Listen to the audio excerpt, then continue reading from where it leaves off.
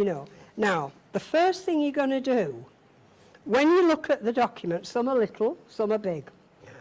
You've got a coloured pen, you've got a highlighting pen. You're preparing some of these for the children. You're not preparing all of them. You want the children to do this reading eventually, but they need models.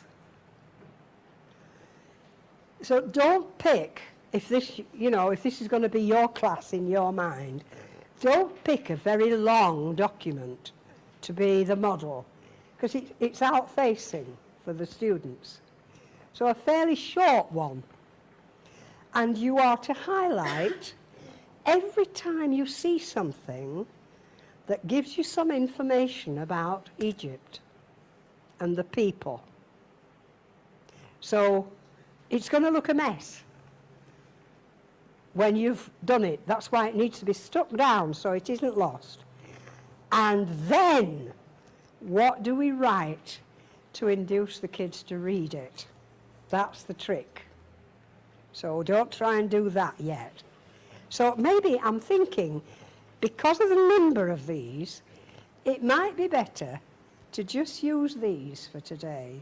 Now I'll give you a very small example. Now I'll find the littlest I can see.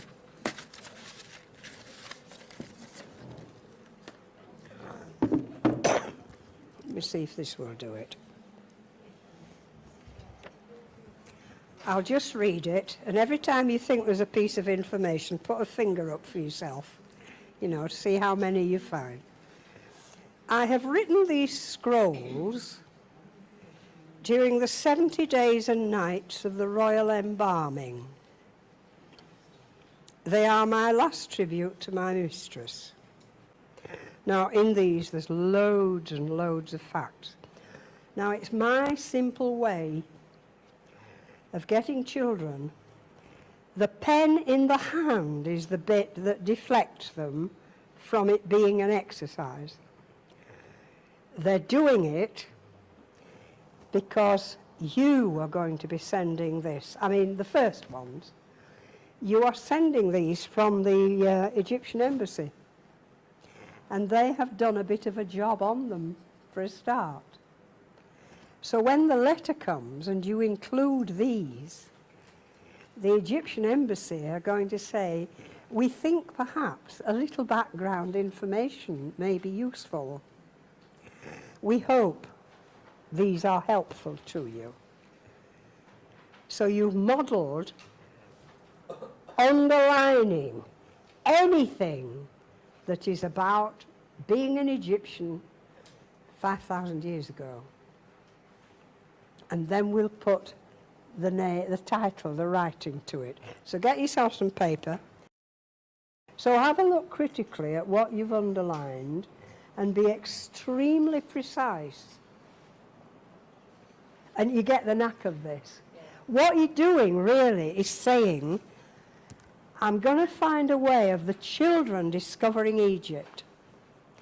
And in this case, things about Egypt you wouldn't ever have thought of. You see, this business of a simple kilt.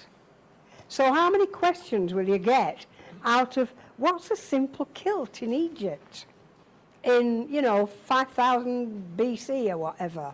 It's that kind of thing. And it's the power of the pen to take charge of the document you're after. At first, I watch children the first time they do this. Some of them don't know what to do, of course. They look over shoulders and sometimes they do it with the main letter, in which case they would all have the same. And of course some will put a ring round everything to look like they've read it all. And they haven't understood it. Whereas others only do a bit, and then they take in water and think, well, I haven't noticed about, I better do some more. So there's all sorts of levels of this, but gradually you teach them how to read for information. Because surely this is what they're going to need for all their exams and whatever. How do you fill it, a text, for whatever purpose you've got?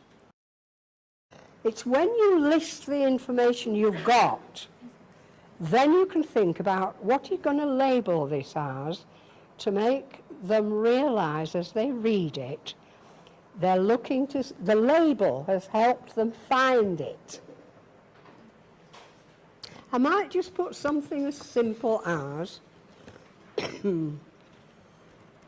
ladies and gentlemen,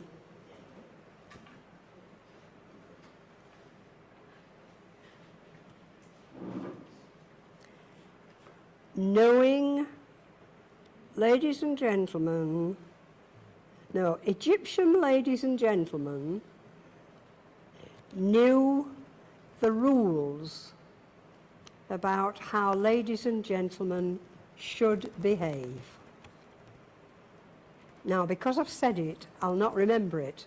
If I'd written it on a scrap of paper, I will get it back. So it's ladies and gentlemen. I don't want rich and poor yet.